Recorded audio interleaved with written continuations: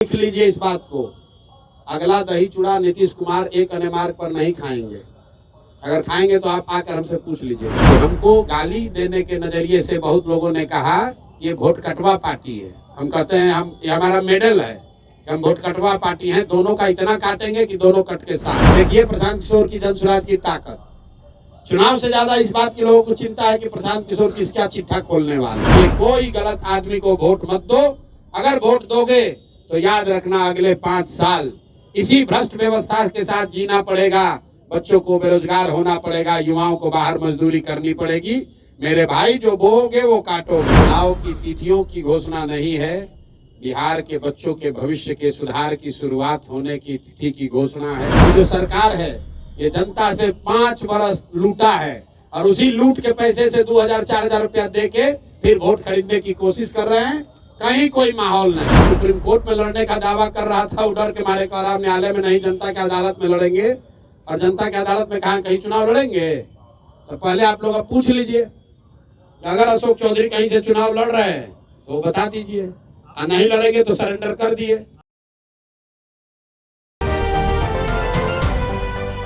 ऐसा प्रतीत होता है कि तिथियों को जानबूझकर ऐसे समय में रखा गया है कि इनका मानना है कि जो बाहर से आएंगे वो चले जाएंगे, लेकिन हम लोगों का मानना है कि जो लोग बिहार के बाहर हैं और यहाँ आएंगे वो अपने 10 दिन की नौकरी कमाई सब कुछ गंवा कर यहाँ रहेंगे।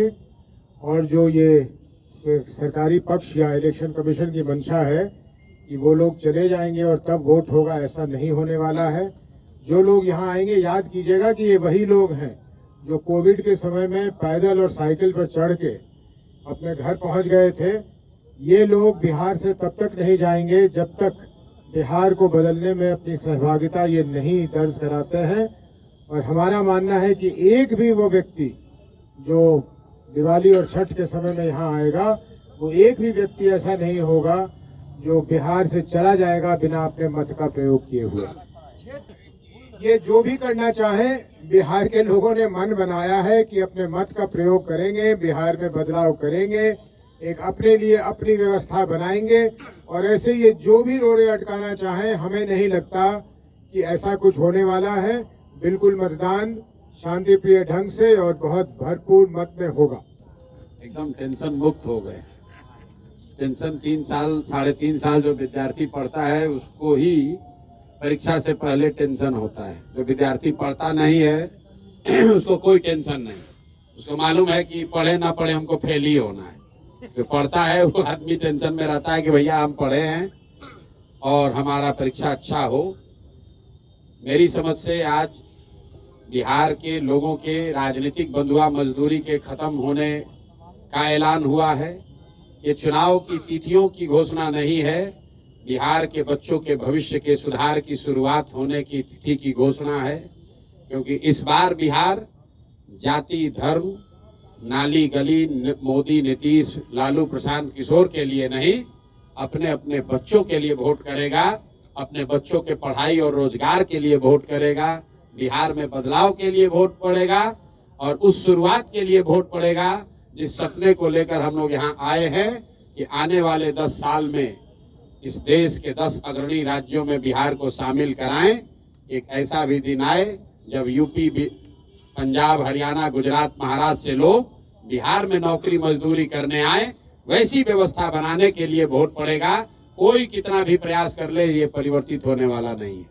पहले जो बिहार में 4 चरण 5 चरण में जो चुनाव 2015 में हुआ था, पिछले बार चुनाव 3 चरणों में हुआ था, तो ये कहीं ना कहीं लोगों का मानना है ये कई चरण के जो चुनाव होते थे कि उस समय मोदी जी का जलवा होता था और भाजपा के लोग कई चरणों में चुनाव इसलिए कराते थे ताकि ज्यादा से ज्यादा मोदी जी आए और प्रचार करें। ये ऐसी सोच रही है उनकी। मैं भी उस दल के साथ काम मैंने किया है और हम लोग जानते हैं, इसीलिए ऐसे 8-8 9-9 चरण में चुनाव कराए जाते थे कि ज्यादा से ज्यादा मोदी जी की सभाएं हो सके।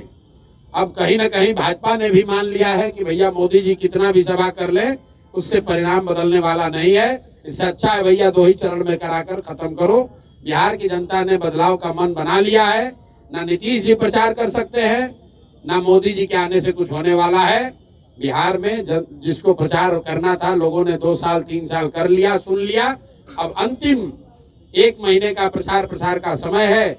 लोग एक बार उम्मीदवारों को देखेंगे और सही लोगों का चुनाव करेंगे। जनसुराज ही एकमात्र ऐसा दल है जो कह रहा है कैमरे पर कि मेरे भाई एक बार संकल्प लो, अपने बच्चों के लिए वोट दो, सही लोगों को जिता कर लाओ। अगर जनसुराज से भी गलत आदमी खड़ा हो जाए उसको भी हराओ। हर हालत में इस बार बिहार के लोगों को संकल्प लेना है कि अच्छा आदमी ही जीतना चाहिए। जनसुराज जीते या न जीते, भाजपा जीते या न जीते, मोदी, प्रशांत किशोर, नीतीश, लालू जीते या न जीते, बिहार जीतना चाहिए, बिहार के बच्चे जीतने चाहिए। इसलिए कोई गलत आदमी को वोट मत दो। अगर वोट दोगे तो याद रखना अगले 5 साल इसी भ्रष्ट व्यवस्था के साथ जीना पड़ेगा। बच्चों को बेरोजगार होना पड़ेगा, युवाओं को बाहर मजदूरी करनी पड़ेगी। मेरे भाई जो बोओगे वो काटोगे। तो ये मौका है बुआई का, बढ़िया लोगों को जिताइए, जो अच्छा लगता है उसको जिताइए, तभी आपका और आपके बच्चों का जीवन सुधरेगा। बिहार में आम आदमी पार्टी ने अपने उम्मीदवारों की पहली सूची जारी कर दी है। आपसे पहले बाजी मार ली आम आदमी पार्टी। अब ये कोई पार्टी है? बहुत लोग, बसपा वालों ने भी जारी कर दिया है, मीम वालों ने भी जारी कर दिया है। भाई यहाँ 3 सीधा त्रिकोणीय मुकाबला है। लोग महागठबंधन के उम्मीदवारों के बारे में पूछ रहे हैं, लोग एनडीए के उम्मीदवारों के बारे में पूछ रहे हैं, और उससे बढ़कर लोग जनसुराज के उम्मीदवार का इंतजार कर रहे हैं। बाकी जितने लोग हैं उसका कोई मतलब नहीं है। 100 में 90-95 वोट इन्हीं 3 गठबंधनों में बंटना है, इन्हीं 3 पार्टियों के बीच में बंटना है। तो लोगों को चुनाव करना है, लोगों ने तय कर लिया बदलाव करना है। तो भैया भाजपा एनडीए तो गई, अब उनको चुनना है कि या तो 15 साल की जंगल राज की व्यवस्था को वापस लाना है, आकि नई व्यवस्था जनसुराज को बनाना है। निर्णय जनता को करना है। इस चुनाव को प्रशांत किशोर कितना चुनौतीपूर्ण मानते हैं? प्रशांत किशोर सारे चुनाव को चुनौतीपूर्ण मानते हैं। पढ़ाई, परीक्षा, चुनाव, युद्ध, ये इसको कम चुनौतीपूर्ण मानने वाले लोगों की हमेशा हार होती है। हम लोग सारे जो भी सामने चुनौती है उसको सीरियसली लेते हैं, उसके लिए ईमानदारी से प्रयास किया है, और जो प्रयास किया है वो समाज के सामने है, अब समाज पर है। अब हमारा जो प्रयास था वो करीब करीब अंतिम चरण में है। जनसुराज का प्रयास अंतिम चरण में है। अब प्रयास के ऊपर विचार करके वोट देने का काम बिहार की जनता को करना है। जीत हार प्रशांत किशोर की नहीं होनी है, जीत हार जनसुराज की नहीं होनी है, जीत हार बिहार के लोगों की सोच की होनी है कि आप अगर अच्छे लोगों के साथ खड़े हैं कि आप गलत भ्रष्टाचारियों, लुटेरों के साथ रहना चाहते हैं, बिहार की जनता को तय करना है। भाई ऐसा है, विरोधी पिछले 3 साल से कुछ न कुछ कहे ही जा रहे हैं। अरे देखिए कितना दिन पैदल चलेंगे तो इनके साथ कोई नहीं आएगा। लोग आने लगा तो कहा अच्छा अभी आ रहा है, दल नहीं बनेगा। दल बन गया तो कहा अब बिखरने वाला है। जब दल में भीड़ आ गया तो कह रहा है भीड़ आ रहा है लेकिन वोट नहीं करेगा। जब भीड़ आ गई तो उसके बाद फिर कहने लगा कि अरे भैया इनको प्रत्याशी नहीं मिलेगा। जब उनकी आशा अपेक्षा से ज्यादा प्रत्याशियों की भीड़ लग गई तो कहता इतना ज्यादा प्रत्याशी है कि अब विस्फोट हो जाएगा। एक भी आदमी कहीं छोड़कर नहीं जाएगा, आप चिंता मत कीजिए। कई लोग जनसुराज की जब भी चर्चा कर रहे हैं तो इस तौर पे कर रहे हैं कि जनसुराज जो है वो नुकसान पहुंचाएगा। किसी खासतौर से पहले महागठबंधन की चर्चा हो रही थी, अब ज्यादा चर्चा इस बात की हो रही है कि एनडीए को नुकसान पहुंचाएगा। तो वाकई किसको नुकसान? दोनों को नुकसान पहुंचाएगा। कितना गणित आप समझ लीजिए। पिछली बार दोनों गठबंधन को मिलाकर 72% वोट पड़ा है। तो जितने आप लोग पत्रकार अनुभवी लोग हैं जो ये कह रहे हैं कि जगह नहीं है, तीसरे का विकल्प का जगह कहाँ है, तो आप समझिए कि पहले तो भाई दोनों गठबंधन को मिलाकर 72% वोट पड़ा है, मतलब 28% लोगों ने तो पहले से ही इनको नकारा हुआ है। तो उस 28% का एक बड़ा वर्ग जो है वो जनसुराज को वोट करेगा। और दूसरा मेरा जो सबसे बड़ा आलोचक है, आपकी गणना को ही मान ले कि भैया दोनों का वोट थोड़ा थोड़ा काटेगा। मान लीजिए आपका जो भी गणना, हमारे पास तो थर्मामीटर है नहीं कि बता दें किसका कटेगा कितना, लेकिन इतना तो सब मान रहे हैं कि दोनों का कुछ ना कुछ नुकसान होगा, किसी का ज्यादा थोड़ा किसी का कम। अगर दोनों दल का 10-10% भी नुकसान हुआ तो उसमें जोड़ दो भैया 28% और 10-10% दोनों का काट दीजिए, कहानी खत्म। आपको लग रहा है कि भैया ये कैसे होगा, हमको दिख रहा है कि इससे आसान तो कुछ है ही नहीं। आप लोग कह रहे हैं भैया इनका MY समीकरण है, और आप यही कह रहे हैं कि ना भैया 10 में एगो दूगो तो MY समीकरण वाले लोग भी आपको वोट दे रहे हैं। दूगो तीन गो मुसलमान यादव भी तो जनसुराज को वोट दे रहा है। तो भैया अगर दूगो तीन गो मुसलमान और यादव वोट दे रहा है तो 10% वोट उनका गया। आप कह रहे हैं NDA का ज्यादा कट रहा है, तो 10% से ज्यादा उनका जोड़ दीजिए। 28% और 10% जो कटा महागठबंधन का और NDA का जितना कट रहा है वो जोड़ लीजिए, आपको पता चलेगा कि जनसुराज को कितना वोट आएगा। हमने आपको कहा कि हमको गाली देने के नजरिए से बहुत लोगों ने कहा ये वोट कटवा पार्टी है। हम कहते हैं हम ये हमारा मेडल है कि हम वोट कटवा पार्टी हैं, दोनों का इतना काटेंगे कि दोनों कट के साफ। प्रशांत जी, आप चिराग पासवान की तारीफ करते हैं, चिराग पासवान आपकी तारीफ करते हैं, तो क्या कहीं आने वाले दिनों में के बीच में खिचड़ी तो कोई नहीं पक रही है? भाई हम लोग, मैं चावल दाल खाने वाला व्यक्ति हूँ, खिचड़ी खाने वाले लोग नहीं है। न खिचड़ी खाते हैं न खिचड़ी बनाते हैं। चिराग पासवान की एक बात के लिए हमने तारीफ हर समय की है, आज भी करता हूँ कि चिराग जी विशुद्ध तौर पर बिहार में जाति और धर्म की राजनीति नहीं करते हैं। लेकिन इसके अलावा चिराग पासवान भाजपा के साथ लड़ रहे हैं। हमने कहा कि वो बिहार से राजनीति करते हैं, बिहार की राजनीति नहीं करते हैं। बिहार की बात करते हैं लेकिन बिहार की बात के लिए खड़े नहीं होते हैं। और अभी वो NDA में चुनाव लड़ेंगे तो हमारे आमने सामने चुनाव होगा। उनको 20 सीट मिलेगा कि 25 हम ये जानते नहीं है, लेकिन जितना भी मिलेगा उसमें तो सीधे उनसे और हम लोगों के प्रत्याशियों से मुकाबला होगा। तो समझौते की सवाल कहाँ है? इस बार मंत्रियों पर चिट्ठा खोलने वाले हैं प्रशांत किशोर, लोग उम्मीद से देख रहे हैं। यार लोग चुनाव देख रहे हैं कि चिट्ठा खोलना देख रहे हैं? अब देखिए प्रशांत किशोर की जनसुराज की ताकत। चुनाव से ज्यादा इस बात की लोगों को चिंता है कि प्रशांत किशोर किसका चिट्ठा खोलने वाले। तो बोलते थे तो पूरा देश सुनता था, आज प्रशांत किशोर बोलते हैं तो पूरा देश सुनता है। नहीं तो वोट भी मिलता था उनको, आपको भी पूरा देश सुन रहा है, आपको भी उसी हिसाब से वोट मिलेगा। देखिए लालू जी क्या बोलते थे, क्या सुनता था, कौन सुनता था, ये मैं नहीं जानता। मैं ये जान रहा हूँ कि जो जनसुराज कह रहा है, जो प्रशांत किशोर कह रहे हैं, वो लोग इसलिए सुन रहे हैं कि लोगों की जिंदगी से जुड़ी हुई बात हम लोग कह रहे हैं। हम लोग जाति धर्म की बात नहीं कर रहे हैं।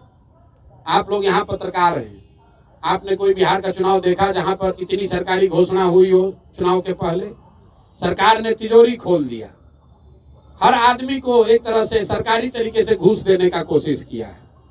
प्रशांत किशोर 1 साल से कह रहे हैं भैया चुनाव आएगा, नेता और सरकार पैसा देगी, 500, 1000, 2000, 5000 रुपया जो पैसा दे पैसा ले लो, लेकिन इससे संतुष्ट नहीं होना। अपने बच्चों के लिए रोजगार पढ़ाई मिले उसका जुगाड़ कर लेना मेरे भाई।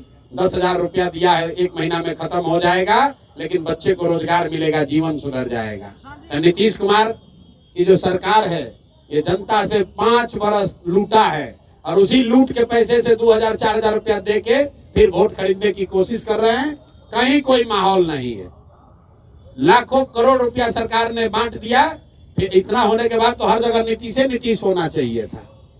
कोई कहीं चर्चा नहीं है, सिर्फ और सिर्फ एक ही बात अभी लेकर बैठे हुए हैं कि जातीय समीकरण है, लालू जी के डर से हमको वोट पड़ जाएगा। इसके अलावा कहने के लिए कुछ नहीं है उनके पास। प्रचार भी नहीं करने को तैयार है। 2 चरण में चुनाव हो रहा है। यही भाजपा वाले 2015 में 5 चरण का चुनाव कराए थे, 1.5 महीना चुनाव चला था। अब इतना भी विश्वास नहीं है कि मोदी जी के आने से वोट बदलेगा, तो कहता है चलो भाई जल्दी करा के निपटाओ। प्रशांत जी, माना जाए 2026 में प्रशांत किशोर एक अन्य मार्ग पर दही चूड़ा खाएंगे, उसका आयोजन करेंगे? प्रशांत किशोर खाएं या ना खाएं, नया मुख्यमंत्री दही चूड़ा खाएंगे। बिहार में जनसुराज का मुख्यमंत्री एक अन्य मार्ग पर बैठ के दही चूड़ा खाएगा और आपको भी निमंत्रित किया जाएगा, क्योंकि वो नीतीश कुमार का काल नहीं होगा कि मुख्यमंत्री आवास जो है वो सिर्फ उनके और उनके भूंजा पार्टी के लिए नहीं है, वो जनता के लिए है। सब आपको भी आमंत्रित करेंगे, आप भी आके खाइएगा। अब ये किसने बताया?